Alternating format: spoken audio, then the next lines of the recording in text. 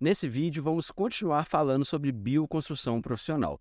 E esse assunto é assunto do nosso curso completo em bioconstrução profissional de A a Z, que você consegue informações para saber das vagas na descrição desse vídeo ou no link que aparece aqui para você.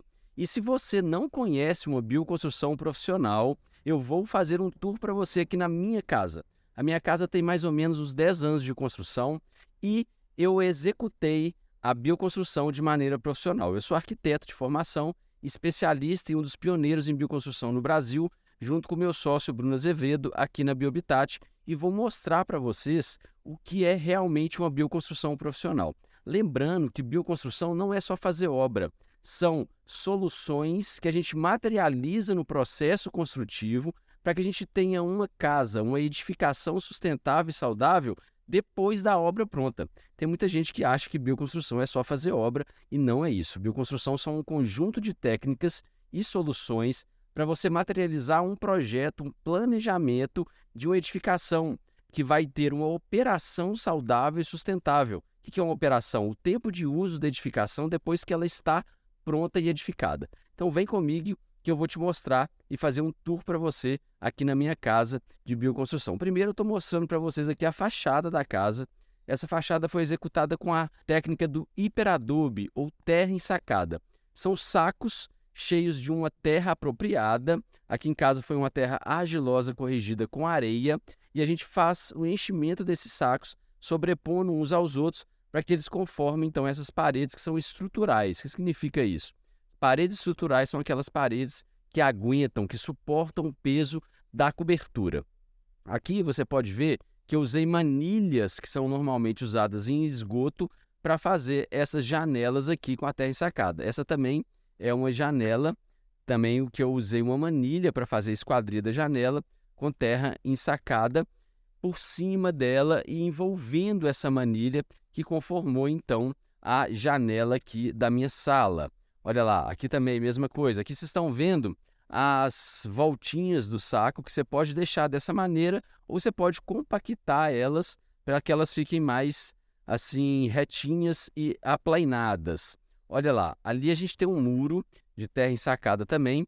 Esse muro aqui ele tem 50 metros lineares até lá na divisa do meu terreno e lá para o fundo tem mais 20 metros lineares. É um muro todo feito de terra ensacada. Uma coisa muito importante na construção com terra é que você faça a parede de arranque, que é uma parede com um material mais resistente à água para soltar a sua parede de terra do chão. Quando você faz isso, você garante que o respingo do telhado não fique pegando na base da parede e vai pegar no murinho que você vai executar aqui, que a gente chama de parede de arranque. Aqui em casa eu usei a parede de arranque de pedra e massa de cimento e areia, mas você pode usar também com o próprio saco da terra ensacada, do hiperadobe, e impermeabilizar essa parte de baixo, tá? Essa outra parte aqui da casa também tem a parede de arranque. Aqui foi feita com tijolo convencional. Então tem gente que acha que bioconstrução é só fazer casa com parede de terra e não. Dependendo do seu contexto, da sua logística de obra, você pode executar também partes com os tijolos convencionais. Essa é uma parte que eu executei com os tijolos convencionais porque eu não tinha na época condição de fazer de adobe e nem do superadobe. Mesmo assim, eu mantive a parte estética da casa com a parede de arranque, fazendo essa proteção da base toda da casa. Vocês vão notar aqui que as janelas, as esquadrias das janelas foram feitas com madeira de dormente. O que é dormente? É aquelas madeiras de trilho de trem que a gente reaproveita na obra porque é uma madeira de origem então sustentável e ecológica que já foi utilizada nos trilhos de trem. Esse muro aqui, ele foi feito de tijolo convencional também, tá? É um muro de tijolo cerâmico que eu reboquei com reboco de terra. Então é um muro que ele tem um reboco que é bem mais sustentável e saudável. Eu gastei praticamente zero de cimento para fazer o reboco desse muro aqui. Ali em cima eu tenho as placas fotovoltaicas, vou mostrar um pouco para vocês a casa um pouco mais de longe. Então essa é a fachada da casa, tá? Ali eu tenho as placas de geração de energia. Então aqui vocês estão vendo a fachada da casa, mais uma vez, tá? A terra ensacada ali, um muro da parede de arranque que protege a parede de terra dos respingos. Aqui tem um muro da terra ensacada, que eu acabei de falar com vocês, que são sacos de terras cheios de terra e areia, tá? Ali eu fiz uma proteção com a telha cerâmica em cima do muro. Ali é a placa fotovoltaica que gera energia elétrica para minha casa, tá? Eu tenho um consumo de energia elétrica aqui quase zerado. Eu não pago energia elétrica porque eu coloquei as placas fotovoltaicas. Embaixo ali da placa fotovoltaica eu tenho a minha caixa d'água e ali atrás eu tenho telhados verdes que conferem conforto térmico e também captação de água de chuva dos telhados. Vou mostrar para vocês lá, tá? Aqui, ó, mostrando para vocês aqui também, eu fiz uma garagem com a sobra dos vergalhões que eu usei na minha obra. Então esses aqui são os vergalhões ferro, tá? Que eu usei na obra e eu usei esses ferros para fazer então uma garagem. Vocês podem ver aqui, ó, que essa é a garagem com reaproveitamento dos ferros que sobraram da obra, e aí depois eu cobri com esse tecido aqui, que ele é todo furadinho, como se fosse uma tela, tá? Então essa garagem também foi feita com material reaproveitado que sobrou da obra aqui de casa. Então essa também é uma ideia, uma opção para você aí. Cobrir o carro, principalmente para não ficar caindo folha, quando chove granizo aqui em casa, isso protege então. Então aqui eu vou dar um tour para vocês. Todas as tintas de terra que foram usadas nessa casa, eu usei tintas que são tintas que permitem que a parede respire. Então aqui mesmo nesse cômodo que eu usei tijolos convencionais, a gente usou a tinta de terra, que é uma tinta feita com a terra como base e alguns agregantes nessa terra para que a tinta fixe na parede. Essa especialmente foi usada leite, água e terra, tá? Aqui também vocês podem ver um reboco feito com terra. Esse reboco aqui que cobre os sacos ali, eles já estão sem o reboco, ó, os sacos estão virgens sem o reboco. Vou mostrar para vocês ali mais de perto, para vocês entenderem um pouco mais dessa parte da terra ensacada. Ó, aqui é a terra mesmo dentro do saco, sem o reboco. Ali tem uma parte rebocada, que foi rebocada com uma pistola pneumática, tá ligada a um compressor. Vou mostrar o vídeo para vocês verem aí, ó. E aqui eu fiz um reboco de terra na base aqui do muro. Aqui, essa parte aqui toda da fachada da casa. Aqui já é a parte do banheiro, tá? Daqui de casa. Ali atrás vocês estão vendo um pouco do teto vivo, do telhado verde. Logo eu vou mostrar para vocês ali da outra visão. E essa fachada aqui, ela foi rebocada primeiro com reboco de terra e areia, depois com esse reboco mineral, também com base de terra, que já é pigmentado. Aqui mais uma vez as manilhas usadas em esgoto para que a gente possa fazer as esquadrias da janela. Mais uma vez ali, ó, o detalhe da parede de arranque embaixo da parede, que protege a parede de terra dos respingos da chuva do telhado. Então aqui é a fachada daqui de casa. Vou mostrar para vocês o interior aqui da sala. Tem muita gente que fala, mas a bioconstrução no interior fica bem acabada. Como é que funciona isso? Vou mostrar aqui dentro de casa para vocês. Essa parede também foi rebocada com cal e areia, tá? E foi pintada com tinta de terra. Ali eu fiz uns vidros para reaproveitar a luminosidade que vem lá de cima. As garrafas ali de vidro também, para aproveitar a luminosidade. Os detalhes na parede ali foi o tijolo de adobe, tá? Tijolo de adobe é um tijolo de terra que é seco no sol. E mais uma vez a parede de arranque na base para proteger essa parede de terra, né? Esses tijolos de adobe da umidade do chão.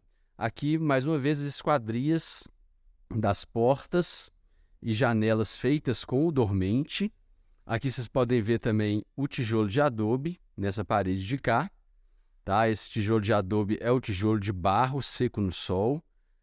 E aqui, ó, vocês estão vendo ali também mais uma parede de tijolo de adobe.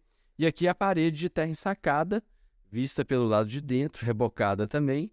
Aqui os móveis, ó. Os móveis aqui de casa também foram feitos com madeira de reaproveitamento de árvores que já tinham caído. Tá? Ali um detalhe de uma pedra de acupuntura na terra.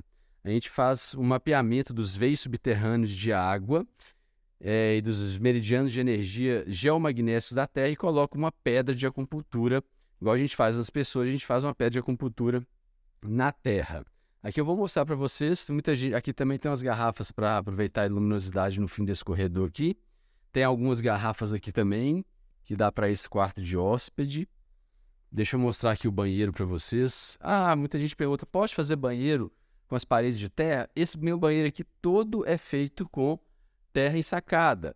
E é possível, em cima da terra ensacada, também assentar as lajotas de cerâmica sobre a terra ensacada. Como que faz isso?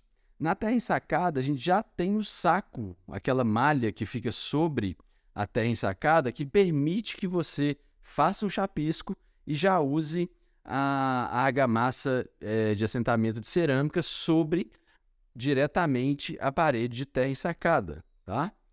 Aqui tem o forro, ali tem umas garrafas para também otimizar a iluminação natural dos cômodos. É muito importante esses conceitos de bioclimática. Aqui, mais uma vez, as peças de dormente, a madeira reaproveitada. Aqui vocês estão vendo os detalhezinhos que a gente faz, tá? Com os tijolos cerâmicos maciços. Esse arco foi feito também um arco de tijolo cerâmico maciço. Ali em cima a gente tem um telhado verde e ali em cima um telhado verde, que é para esse quarto ter um conforto térmico que está ali dentro dos adobes, e esse quarto aqui também. Deixa eu mostrar aqui os quartos aqui para vocês. Esse aqui é o meu quarto da minha esposa. Ali a gente tem umas garrafas reaproveitadas para dar iluminação. Ali é a parte leste, onde o sol nasce, então essas garrafas pegam iluminação da manhã e iluminam o quarto, fica bem bonita a iluminação, inclusive, do quarto. Esse aqui é um reboco também feito de terra, nessa parede que é de adobe, tá? E tem muita gente que pergunta, Flávio, como é que eu faço para passar a instalação elétrica nas paredes de adobe? Aqui eu tenho uma parede de adobe, aqui também. É possível pregar prateleira na parede de adobe? Sim, olha ali a prateleira colocada na parede de adobe, em cima do reboco. Aqui, ó, a gente faz o seguinte, a gente pode também colocar a instalação elétrica embutida no adobe. Então, a gente faz o adobe, a parede de adobe, corta ela, depois reboca por cima e deixa a instalação elétrica passada, igual a gente faz nas construções convencionais, tá? Aqui é o quarto dos meus filhos. A gente tem também aqui uma parede de adobe nesse quarto deles, tá? Tem uma belichezinha aqui. Ali é onde que a gente começou a filmagem, né? Na garagem lá do carro. Aqui a gente tem um lugar que a gente fazia fogueiras, alguns pequenos rituais, mas acabou que as plantas tomaram conta, é feito de terra ensacada também, uma cobra ali, né? Uma esculturinha.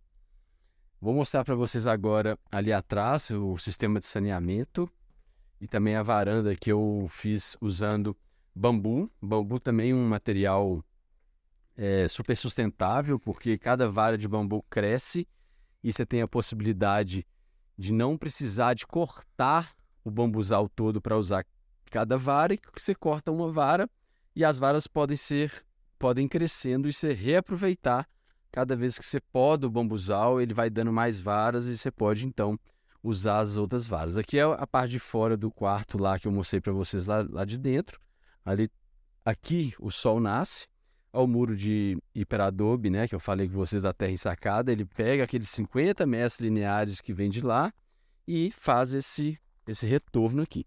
Então essa aqui é a fachada dos fundos da casa, essa varandinha da área de serviço, toda feita com bambu. Deixa eu mostrar para vocês aqui.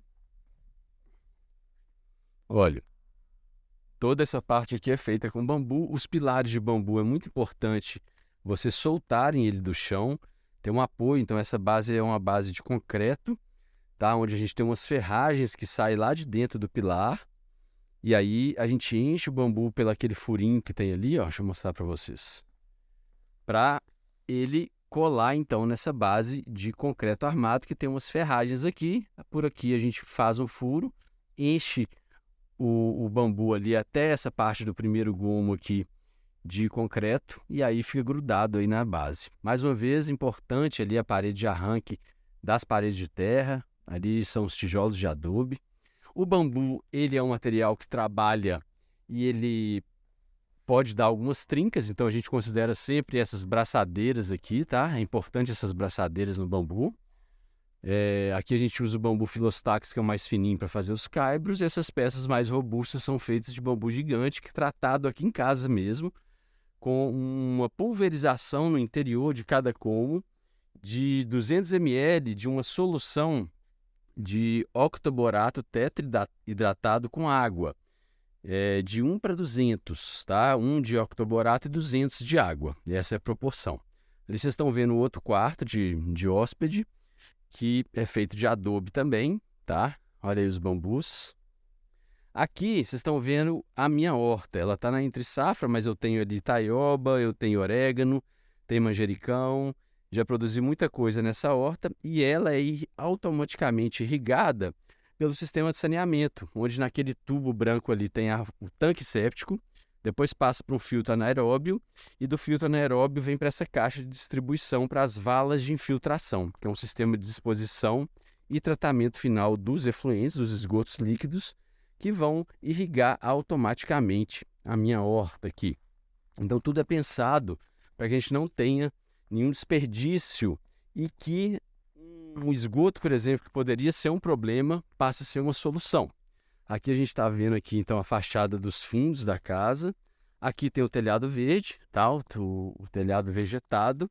E lá do outro lado também a gente tem o telhado vegetado. Nesse telhado aqui do meu quarto, ele confere um conforto térmico excelente para o quarto, além de fazer uma captação de água de chuva e também ser um telhado produtivo, porque eu moro num lugar com muitas árvores, então é muito sombreamento. Eu já produzi muita coisa ali em cima do telhado, tomate, já produzi abóbora, já produzi pimenta, já produzi maxixe, muitas coisas já foram produzidas no telhado verde. Vou subir lá para mostrar para vocês. É importante, então, vocês entenderem que esse tipo de técnica tem que ser aplicada de maneira correta e a gente tem que pensar na hora de aplicação da bioconstrução sempre com a qualidade de execução técnica máxima, para você não ter problemas de manutenção. Isso para todo tipo de obra. Mas eu estou falando isso para bioconstrução porque tem muita gente que acha que fazer bioconstrução é fazer de qualquer jeito e não é.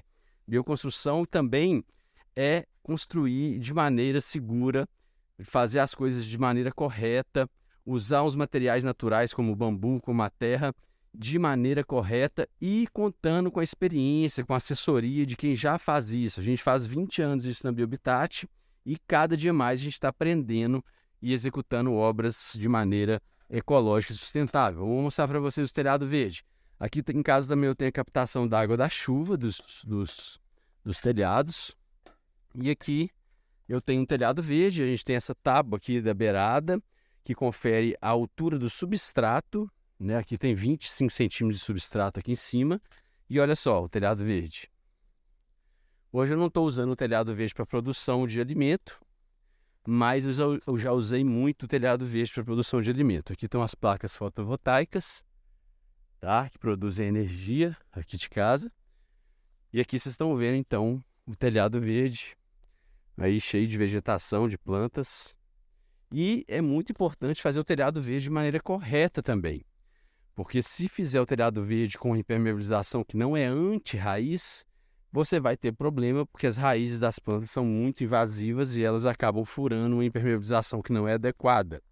Aqui em casa eu fiz com PAD, essa impermeabilização, e eu posso plantar plantas até com raízes grandes. Vocês estão vendo aqui esse tipo de planta, que tem raízes bem invasivas, mas é porque a impermeabilização é adequada para isso, né? Então a gente faz uma camada do assoalho de madeira, que tem que ser dimensionado para que aguente o peso do telhado verde. Um telhado verde desse tanto de substrato que eu tenho aqui pode chegar até 200, 250 quilos por metro quadrado. Aí depois você faz o assoalho, bota a primeira camada, que a gente chama de geotêxtil de bidim, que é um geotêxtil que protege a impermeabilização, a camada da impermeabilização, coloca a manta da impermeabilização. Depois disso, a gente vem com outra camada de bidim, que serve de dreno, e depois a gente vem com substrato, enchendo, e aí na tábua da beirada aqui a gente coloca esse acabamento, que morde todas as camadas que sobem do lado de dentro para cá também. Então as camadas não vão sendo colocadas e passam aqui pelo lado de fora. Depois que coloca essa cantoneira, a gente prega essa cantoneira de fora para dentro, não prega de cima para baixo para não dar infiltração. E aí corta aqui com estilete as camadas todas da impermeabilização e das duas mantas de geotextos que vão embaixo da impermeabilização e em cima da impermeabilização. Importante que esse parafuso não chegue do outro lado para não furar a lona do lado de dentro. Tá? Então tá aí o telhado verde. Vou terminar o vídeo mostrando para vocês mais uma vez a fachada ali de casa. E lembrando que bioconstrução são soluções de técnicas e materiais para que você consiga ter uma obra sustentável, mas principalmente não a obra, uma edificação que tenha vida útil, o uso da edificação seja pautado na eficiência energética, na saúde dos moradores, na sustentabilidade, no menor impacto possível no meio ambiente. Isso aí. Não esqueça que esse conteúdo todo que eu passei para vocês aqui tem de forma bem aprofundada no nosso curso completo de bioconstrução profissional de A a Z. Procure na descrição desse vídeo ou então no link que aparece aqui para você no vídeo.